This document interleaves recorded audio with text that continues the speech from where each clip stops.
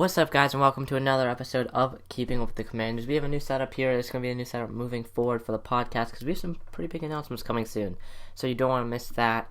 Today, we're going to be going over the entire NFL draft for the Washington Commanders. The Commanders selected 8 different people. We're going to go over each and every pick, plus the 2 trades that Washington did do. Starting here on night 1, Washington came into the night with the 11th pick in the draft, and I really wanted them to select Kyle Hamilton with that pick. And so when the Commanders went on the clock at pick 11, Kyle Hamilton was on the board. And then we traded down, and I was crushed because Kyle Hamilton is that guy, in my opinion, and he is the best player in this draft, in my opinion. But it's not about Kyle Hamilton here, it's about the Commanders. And why did they trade down? Because I just don't think they've really found value in Kyle Hamilton. Yes, he's pretty good, and yes, there's some other options as well, but I think the Saints really came to them with a really, really solid offer, as the Saints and Commanders swapped first-round picks, so the Saints got the 11th pick and the Commanders got the 16th pick. The Commanders also got the Saints' 3rd-round pick and the Saints' 4th-round pick. So even with some star players on the board, one being Chris Olave and the other being Kyle Hamilton, they decided to trade down. And we look at this and we look at the wide receivers here, because there's many wide receivers, and Washington was clearly targeting one with this pick. There was 2 wide receivers already taken, Drake London and Garrett Wilson. Those were picks number 8 and number 10. So at pick 11, you had the choice of Chris Olave, Jameson Williams, again, Kyle Hamilton, like I said. I know he's a safety, but Kyle Hamilton, and also Traylon Burks as well. But you decided to trade down 5 picks, and I mean, yes, that's fine. But once Washington got to the 16th pick, Chris Olave, Jameson Williams, and Kyle Hamilton were already taken. So now you're in a tricky spot here with Traylon Burks. At this point, Traylon Burks is my wide receiver 1 available, based on my rankings here. But Washington ends up going with Jahan Dotson, the wide receiver out of Penn State. And coming into this draft, I was very low on Jahan Dotson. I have him with a 7.7 grade, and I didn't really like him. But after further review and rewatching some of his film, I do see the high floor that he has. Yes, he might not be a number 1 wide receiver or wide receiver 1 for a team in the NFL someday, but he does have a high floor, and I think that was one of the main things that Washington tried to do in this draft, was grab a lot of players with high floors, might not have the highest ceilings, but make sure that they don't bust or anything. So now that I've looked at him some more, I would say his versatility, his speed, and definitely his hands are a reason why that Washington got him. And I really like this pick. Yes, it's 16. I had him going in the late first round, early second round, and they drafted him with the 16th overall pick. Washington's wide receiver room now is looking at Terry McLaurin, Curtis Samuel, Jahan Dotson, and De'Ami Brown. I think that's a solid 4 wide receivers right there, and I definitely think they can do some damage with Carson Wentz.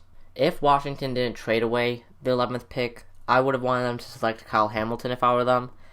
But since they traded down to 16, I would have selected Devin Lloyd, the linebacker out of Utah, or Traylon Burks, the wide receiver out of Arkansas. Now moving on to night number 2 of 3. With our 2nd round pick, we selected Fadarian Mathis, the nose tackle out of Alabama. And this is where things started to take a turn on this draft. You could see Jahan Dotson, we kind of reached on him a little bit. But now, Fadarian Mathis in the 2nd round, with I think the 17th pick or the 18th pick in the 2nd round, that one scares me a lot, because once more, I was surprised that he went early. And I can see the vision that Ron may have with Fadarian Mathis, and yeah, Daron Payne, you're not going to pick up his 50-year option. He's going to be a free agent next offseason. You might trade him in the coming months, but Fadarian Mathis, I would have taken probably, I think there's some other better defensive tackles that they could have taken than Fadarian Mathis out of Alabama, which, speaking of Alabama, once more, I think this is, I don't know, a lot of drafts now, I can't count, but a lot of drafts now that Washington has gone for an Alabama defensive lineman. You think about now Jonathan Allen, Daron Payne, and now here Fadarian Mathis. I don't really know why we like Alabama defensive linemen so much, but apparently we got another one. Moving on to round 3 here, Washington selected Brian Robinson Jr., the running back out of, guess what college? Alabama.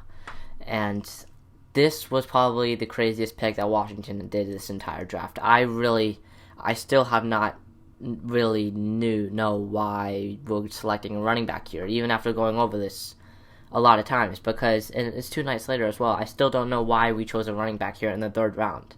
This was the worst pick for Washington in this entire draft by far, and I would say, why are we selecting a running back when we have Antonio Gibson, one of the best running backs in the NFL? You could say maybe a borderline top 10 running back or top 15 running back in the NFL who's really solid for us, and then we just re-signed J.D. McKissic. You stole him away from Buffalo to come back to us, and now you're bringing in another running back. I don't know what is the plan here. I'm hoping Ron Rivera comes up with some master plan that no one just understands except him, and it works out, because I have no clue what Washington was thinking here.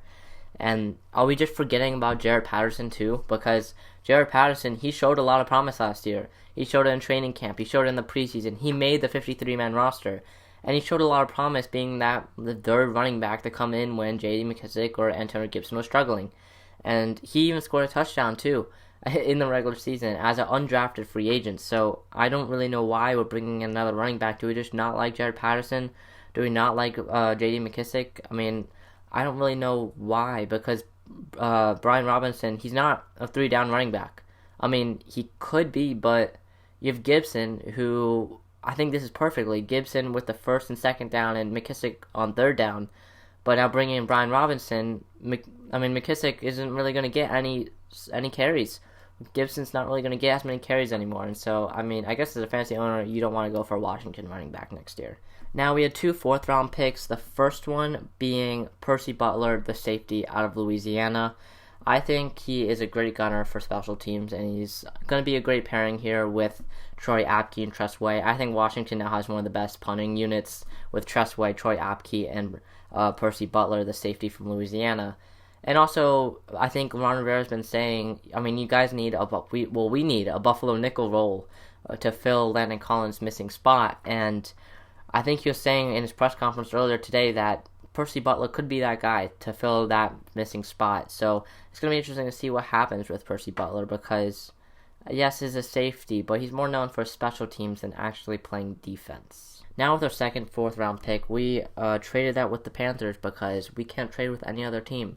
Let's not name the Carolina Panthers because Ron Rivera just likes them so much. So we got 2 5ths out of that, and with that first 5th-round pick, which I believe was the first pick in the 5th round, we got our quarterback of the future, Sam Howell. I'm not really sure that I don't like this. At first, I didn't really like this, okay? Sam Howell, I was not high on him. He was my quarterback 5, I believe, in this draft. So I didn't really like him, and I kind of forgot that he didn't really have any weapons last year. And so his film from last year looks really bad. He really tried to do too much, and he tried to be the hero on every single play. That's why his running ability kind of stood out a little bit, because he was just trucking defenders left and right.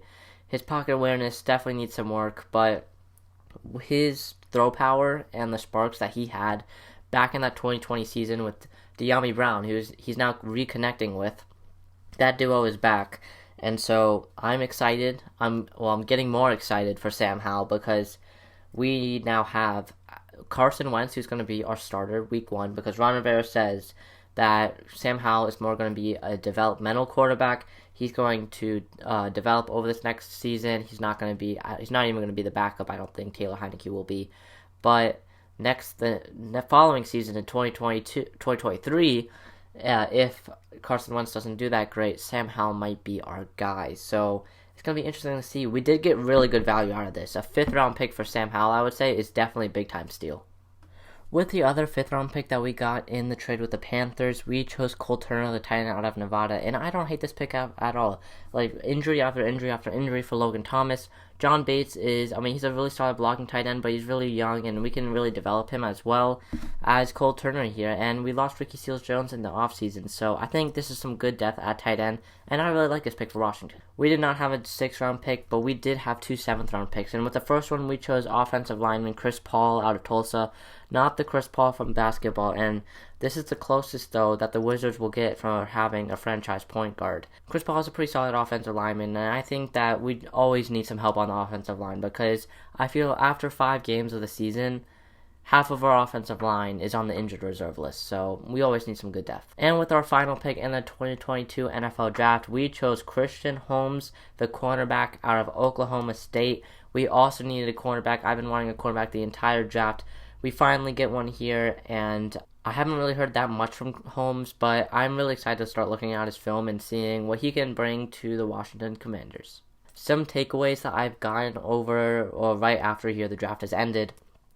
First being, our preseason quarterback room is going to be stacked. And when I mean stacked, we have Taylor Heineke, we have Carson Wentz, and now we have Sam Howell. All three of them will play in the preseason, apart of barring any injuries. But I'm excited to see all three of them play this upcoming preseason. I'll be going to the game, so I'll be very excited there.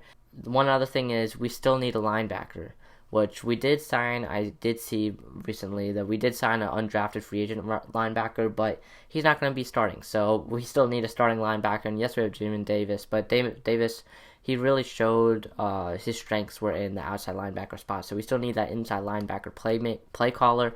I think we might just sign a veteran because that's just what it's looking like right now. Washington still has a lot of work to do with signing undrafted free agents and maybe bringing back Landon Collins post June 1st and maybe bringing in some other veterans, especially one at the linebacker spot that we definitely need.